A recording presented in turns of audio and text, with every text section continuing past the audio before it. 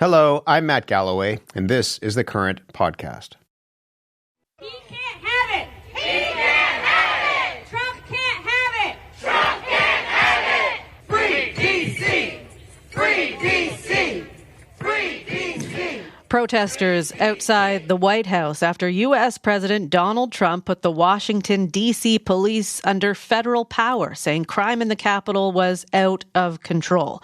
Those protesters aren't the only ones pushing back. Democrats have decried the move as heavy-handed overreach. Many have pointed out that violent crime is actually falling in that city. But the president is forging ahead and told reporters he may do the same in other cities. New York has a problem. And then you have, of course, Baltimore and Oakland. We don't even mention that anymore. They're so far gone. We're not going to let it happen. We're not going to lose our cities over this. And this will go further. We're starting very strongly with D.C., and we're going to clean it up real quick, very quickly, as they say. The controversy is just one of several making headlines in U.S. politics. There's also daily drama over tariffs, a political standoff in Texas over redrawing voting district lines, and, of course, a meeting with Russian President Vladimir Putin on Friday. For the latest, I'm joined by three political reporters. David A. Graham is a staff writer for The Atlantic magazine. He is in Durham, North Carolina. Molly Ball is with the Wall Street Journal and is the senior political correspondent there in Washington, D.C. And Andrew Egger is the White House correspondent for the news website The Bulwark. Good morning to all of you. Hello, good morning. Good morning. Molly, I'll start with you. National Guard members arriving in the Capitol last night. That's what we're hearing. What do we know so far of what's going on?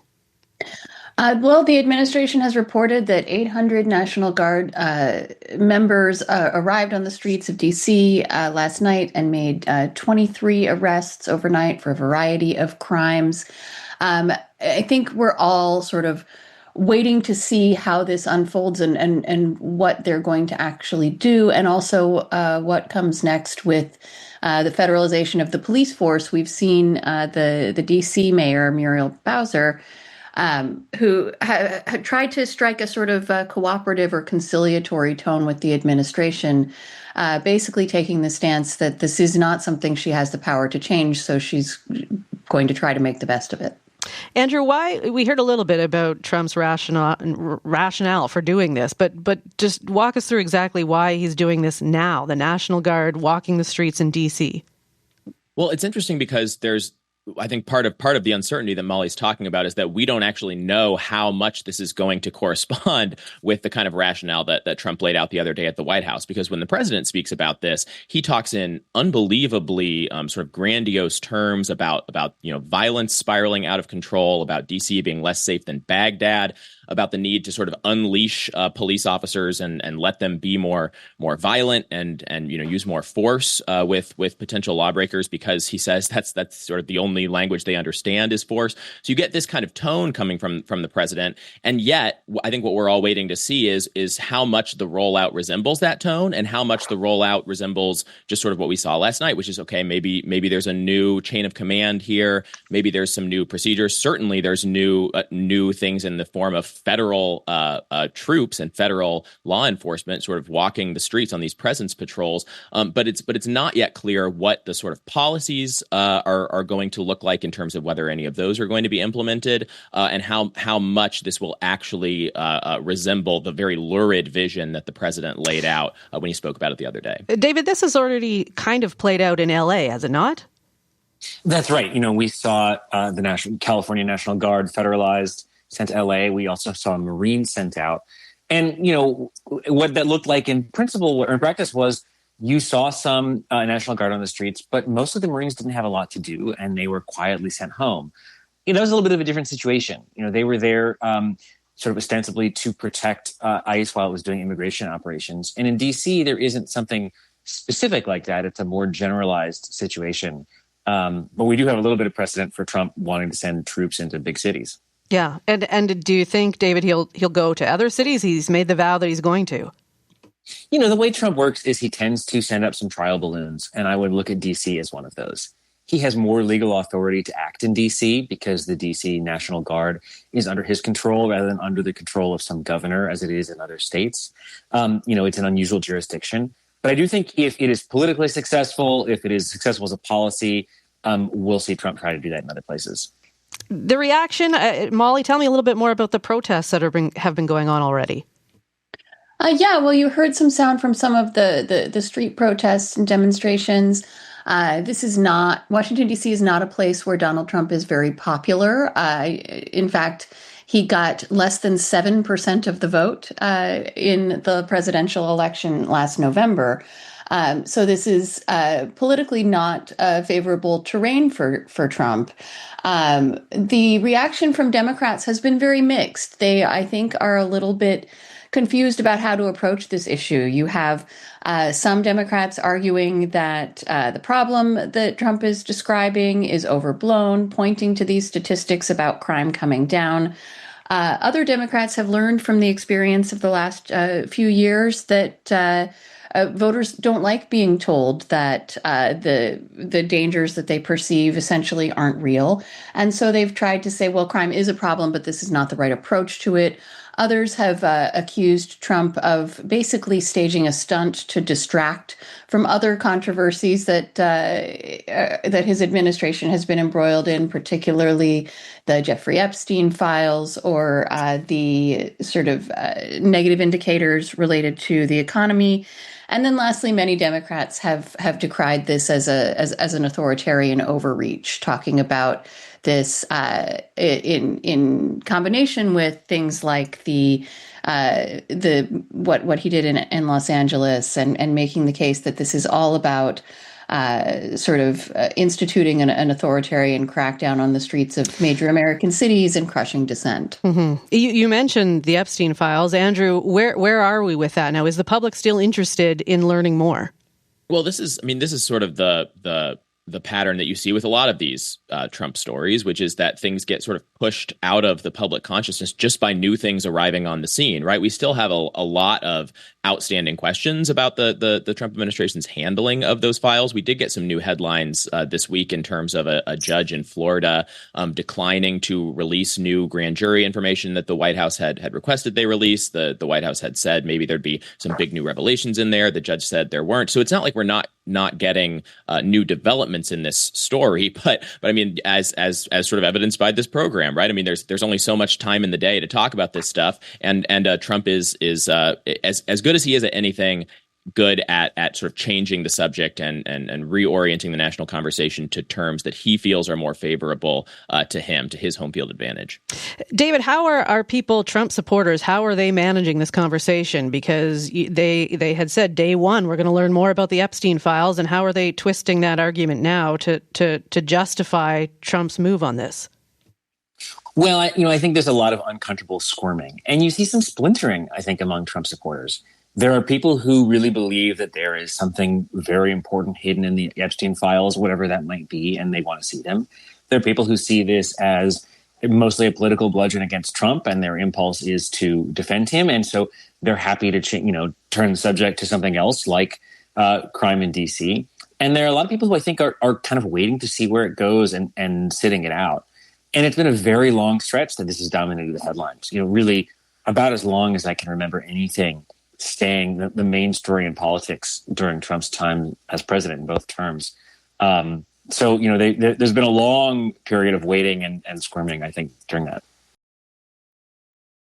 Mm-hmm. I want to talk about gerrymandering because that's also been dominating the headlines. There are so many headlines, of course, in all of this. This is happening in Texas. First and foremost, Republicans want to redraw voting lines to add seats. Democrat lawmakers have left the state. I think they're still out trying to block the vote, although I see this morning they say they're coming back. I think, Molly, where is this standoff and how do you see this ending? There is one report that says that the Democrats may be coming back for a second special session in Texas. I've also seen some reporting that suggests that may not be the case. So I don't think we know just yet. But at least for the duration of this first special session that was called, the Democrats did succeed in at least stalling the the action that the Texas legislature and the Republicans wanted to take. This all came about because the House of Representatives is very narrowly divided. There are currently 219 Republicans and 212 Democrats. So the Democrats would only need to win a few more seats to change control of the House. And they're favored to do that next year just based on how midterm elections tend to go historically and Trump's popularity, the shape of the economy, and so on. Although, of course, that election is more than a year away and a lot can happen in that amount of time. So the idea is to make it likelier that Republicans can retain control of the House by redrawing the maps in a very big state where that is very favorable to them and where Trump improved on his performance in 2024. And particularly in a lot of the heavily Latino districts on the border. So the effort's underway. The Democrats have stalled it for now by leaving the state and denying the Republican majority a quorum. But both sides are talking as if they expect these maps to eventually pass, and despite these delaying tactics. Andrew, what's interesting is that Democrats in the states where they have control, of course, are talking about reworking their district lines, gerrymandering those. And I think Trump will say California, for instance, already has gerrymandered districts. And and then lots of writing about whether or not the Democrats should go ahead with that. And even if they can, because they have new rules that make it harder. So where does this leave the Democrats in all of this in states like California? Yeah, gerrymandering is such a weird sort of idiosyncratic thing that Americans do where everybody kind of agrees it's a little bit unsavory, but everybody has done it for a very long time. And it's kind of like enshrined as part of the political process, right? I mean, it's in the rules that this is how you make these districts. At that said, over the last decade or so, Democrats in particular have tried in some of these states to push for taking some of the power of redistricting out of the hands of the legislatures, putting it in the hands of independent commissions and things like that. And sort of there's this perverse sense in which they have almost kind of tied their hands behind their back in one way or another. Either they are in states where they are already relatively heavily gerrymandered and there's not that much more blood you can squeeze out of a stone, or there are these places where they themselves, in sort of the name of good governance, have created some of these logistical headaches for themselves going forward, where they are not able to respond with as much as agility as Republicans are in Texas, despite the delaying tactics of Democrats down there. That said, there are a lot of calls on the left right now, among Democrats right now, to fight fire with fire, to try to whatever new gerrymandering can happen ought to happen. It's very, very different than kind of the energy that you were seeing again just a few years ago from I would say the majority of Democrats in the discourse. All of this assumes is that people know who's going to vote for whom in the next election, right, David? And is there any chance that might change? Looking at Trump's approval ratings, they are, I think, to some people, surprisingly high still. So, I mean, is it possible to gerrymander in the way that they have in the past? It's certainly possible to make some changes and to get some of the districts, especially in these states like Texas, that are fairly decided. I think it is hard to predict exactly what the midterm electorate will look like. Trump's approval is low, but has been fairly enduring. We know that he has reworked the electorate, but we also know that the kinds of people who vote in midterm elections tend to be different from the ones who vote in the presidential elections. Consistently, Trump has managed to turn out a lot of his supporters in the presidential elections. He's not as successful in midterm elections. So that does help Democrats in a national sense. But on a state level, I think there is juice to be squeezed. I want to talk a little bit about Trump and the world leaders he's meeting with over the next couple of days. He just posted on Truth Social, "We'll be speaking to European leaders in a short while. They are great people who want to see a deal done." Also expected to be talking to Ukraine's president today, and then that meeting with Putin in Alaska on Friday. Molly, what are you watching for in all of this? Well, I think we're all very eager to hear what Trump takes away from this emergency summit with European leaders this morning. They've sort of convened this effort to to try to influence him ahead of his meeting with Putin in Alaska at the end of the week.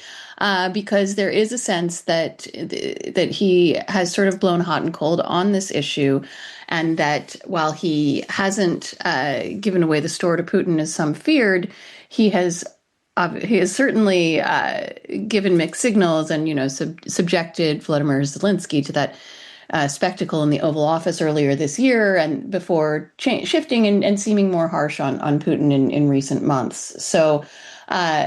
We'll see what Trump takes away from that conversation, but I think it will be very important as an indicator of how he plans to approach the discussion with Putin and whether any progress can be made there. Mm-hmm.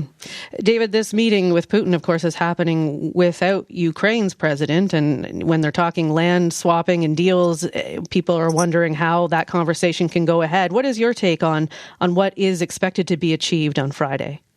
You see the White House kind of trying to lower expectations for any kind of deal. And I think it's already, we've already moved the goalposts a lot. Initially, Trump set this deadline by which he wanted Putin to withdraw, end the war. Now he's allowed him a summit on American soil. Now he's not expecting a deal. It's unclear what Ukraine's role in this is. So, it feels like a sort of place where he tried to make a splashy announcement and has been unable to deliver on it. And so I don't necessarily have a whole lot of expectations for anything solid coming out of this. But it does seem like Putin has successfully managed to get some extra time on the clock. Andrew, do you agree? Nothing substantial coming out of Friday? Yeah, that's what we're all waiting to see. I think that the strange thing watching all of this unfold over the last few months has been sort of contrasting the way that Europe tended to deal with Trump during his first term, where they sort of approached him as a liberal leader, sort of among equal liberal leaders, and kind of got on his nerves by doing that a lot of the time. That's now kind of been supplanted by, as we saw at the NATO summit earlier this year, these sort of European leaders realizing that, okay, the way we need to deal with Trump is by sort of falling all over ourselves in flattery. And that has seemed to get him sort of, according to his own way of looking at the world, back somewhat more on side in terms of seeing himself as an ally to European leaders, and by extension, an ally to Ukraine. And so, that's all to the good. At the same time, Trump continues to make noises, these sorts of bizarre sort of sideshow claims about how the Zelensky should never have allowed the war in Ukraine to start. That kind of laying the fault for his country being invaded at the door of Ukraine. And so, I think Trump's going to go in there and go with his gut. And like we've seen time and time again, nobody really knows the way that's going to shake out in the moment. David, how much media access will you have to what plays out in Alaska? Is there going to be one of these meetings where they're sitting down together and then they have a conversation in front of cameras? I think we'll get some of that. Trump doesn't do anything that is not for publicity. And I think Putin also definitely wants the photo op. He wants the picture of himself with Trump on American soil. So there's a shared interest there, and I'm sure we'll get some, but probably not the really juicy stuff. Molly, what else? We've talked about a lot. I know there's so much more we could be looking at, but are you keeping an eye on anything else in the next couple of weeks? Well, it's never a dull moment here in Trump's Washington. I think, the Congress has been on hiatus for the month of August, and they're going to have a lot on their plate when they return. So we've all been watching these contentious meetings that lawmakers have been having back in their districts. A lot of angry people out there who have been yelling at Republicans and Democrats alike. So when Congress gets back, we'll see what they get up to. Andrew, last word to you then. What are you looking for in the last couple of weeks? So we only have about the next couple of weeks, 20 seconds left here. I'm excited to find out whether we are still going to get a new monthly economic data and job reports in the future. Trump's a nominee to lead the Bureau of Labor Statistics has suggested maybe that's a relic of the past when he gets in there, and we might have to move to quarterly numbers. So we'll see how all that goes. Okay. Thank you very much for this to the three of you. I appreciate it. Thank you. Molly Ball is the Wall Street Journal's senior political correspondent in Washington, D.C. Andrew Egger is the White House correspondent for the news website The Bulwark. And David A. Graham is a staff writer for The Atlantic magazine. You've been listening to The Current podcast. My name is Matt Galloway. Thanks for listening. I'll talk to you soon.